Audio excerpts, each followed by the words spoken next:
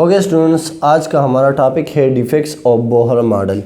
इससे पहले हमने डिटेल से एक्सप्लेन किया बोहर एटॉमिक मॉडल के बारे में, उसके एप्लीकेशन के बारे में। इसके अलावा स्पेक्ट्रम ऑफ हाइड्रोजन एटम का डिस्कशन भी हमने किया हुआ है।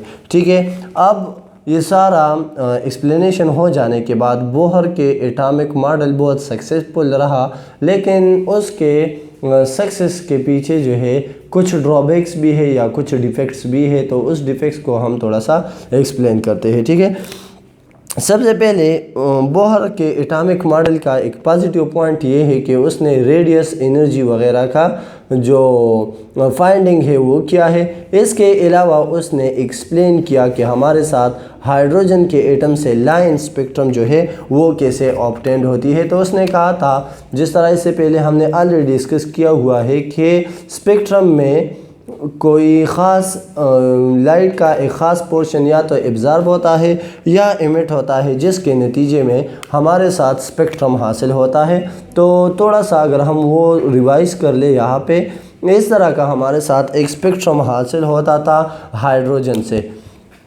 अब क्या है, अब इसी स्पेक्ट्रम को एक्सप्लेन करने के बाद उसके ऊपर कुछ एतराज़ात आ गए। सबसे पहले तो बोहर ने ये जो एटॉमिक मॉडल था ये एक्सप्लेन किया था हाइड्रोजन के लिए। ठीक है, लेकिन यहाँ पे अगर हम देखें तो हाइड्रोजन और हाइड्रोजन की तरह जो दूसरे एटम्स है, जिस तरह से अगर हम देख ले, हीलियम प्लस और लिथियम का आयन है +2 और बेरिलियम +3 जो है ये सक्सेसफुली एक्सप्लेन होते हैं। और इसके अलावा हाइड्रोजन का एटम भी, यानी कि हाइड्रोजन और हाइड्रोजन के तरह दूसरे एटम्स जिसमें सिर्फ मोनो इलेक्ट्रॉन हो, ठीक है, या मोनो इलेक्ट्रॉन सिस्टम जो है ये सक्सेसफुली एक्सप्लेन करता है।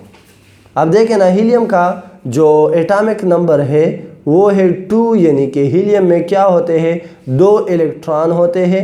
अब अगर इससे एक इलेक्ट्रॉन जो है वो निकल जाए तो इसके बाद जो है रहता है एक इलेक्ट्रॉन। तो एक इलेक्ट्रॉन हाइड्रोजन में भी होता है, तो हीलियम +1 जो है या हीलियम प्लस में एक इलेक्ट्रॉन होता है। ठीक है, तो ये हम बोहर एटॉमिक मॉडल से एक्सप्लेन कर सकते हैं। इसी तरह से अगर हम देख ले, लिथियम का एटॉमिक नंबर है 3, तो लिथियम में 3 इलेक्ट्रॉन होते हैं।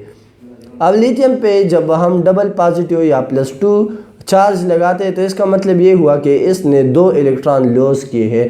तो यहाँ पे जब ये 2 इलेक्ट्रॉनों को लॉस करता है तो इसके ऊपर +2 चार्ज आता है। तो +2 का मतलब ये कि 3 में से 2 इलेक्ट्रॉन लॉस हो गए, तो यहाँ पे एक इलेक्ट्रॉन बच गया। तो ये सिस्टम भी एक्सप्लेन होता है बोहर एटॉमिक मॉडल से। इसी तरह से बेरिलियम में 4 इलेक्ट्रॉन होते हैं, एटॉमिक नंबर इसका 4 है तो इसमें 4 इलेक्ट्रॉन होते हैं। ठीक है, अब यहाँ पे जो बेरिलियम है Be+3 अगर हम ले ले, इसका मतलब ये है कि बेरिलियम से अगर हम 3 इलेक्ट्रॉन रिमूव कर ले तो इसमें रह जाता है एक इलेक्ट्रॉन। तो बोहर एटॉमिक मॉडल जो है ये मोनो इलेक्ट्रॉन सिस्टम को सक्सेसफुली एक्सप्लेन करता है, लेकिन फिर ये क्या हो जाता है, but it fail to explain. यहाँ पे हम लिखेंगे but it fail to explain multi-electron system, multi-electron atoms या सिस्टम। ये अगर हमारे साथ कम्प्लेक्स एटम्स हो जिसमें एक से ज़्यादा इलेक्ट्रॉन हो, मल्टीपल सिस्टम हो, तो वो इसको एक्सप्लेन नहीं करता। ये इसका पहला डिफेक्ट है। सेकंड डिफेक्ट जो बोहर एटॉमिक मॉडल का है वो ये है कि हम अगर ये लाइंस जो हमारे साथ हाइड्रोजन के स्पेक्ट्रम से ऑब्टेन होते हैं, तो इसको अगर हम माइक्रोस्कोप से देख ले, हाई रिजॉल्विंग पावर स्पेक्ट्रोमीटर से अगर हम देख ले, तो इसमें मल्टीप्लिसिटी आती है। तो ये मल्टीप्लिसिटी जो है वो एक्सप्लेन नहीं करता।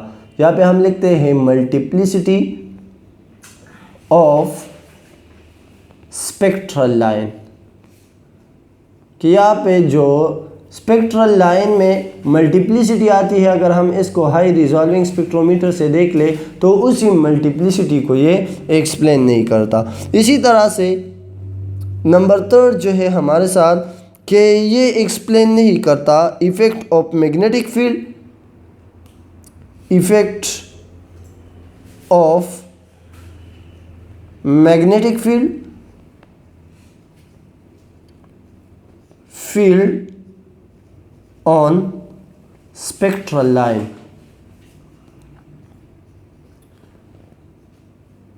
जिसे हम कहते हैं ज़ीमन effect.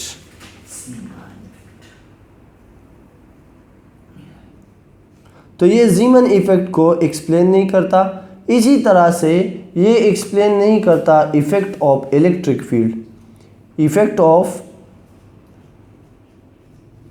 Electric field on spectral line, और इसी इफेक्ट को हम पहचानते हैं स्टार्क इफेक्ट के नाम से।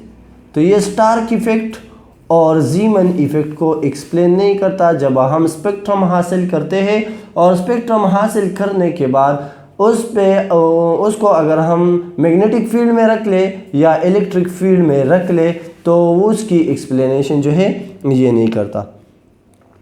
नंबर 4 जो है हमारे साथ मॉडर्न रिसर्च जो है वो ये नहीं कहता कि इलेक्ट्रॉन्स जो है उसके ये जो इलेक्ट्रॉन है वो एक फिक्स ऑर्बिट में रोटेशन करते हैं, बल्कि वो कहते हैं कि उसमें अनसर्टिनिटी होती है, जिस तरह हाइजेनबर्ग ने मॉडल पेश किया है। बहरहाल वो हम एक्सप्लेन करेंगे, लेकिन हम ये आसानी से कह सकते हैं कि मॉडर्न जो रिसर्च है, मॉडर्न रिसर्च डू not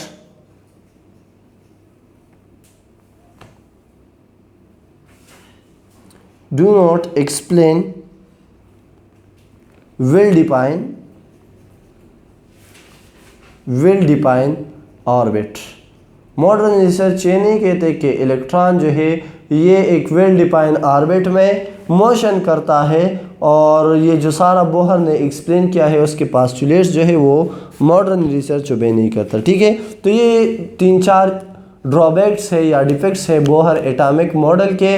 इसकी वजह से बोहर एटॉमिक मॉडल जो है वो फेल हो गया, और इसके बाद जो हमारे साथ नया मॉडल आ गया वो था हाइजेनबर्ग मॉडल।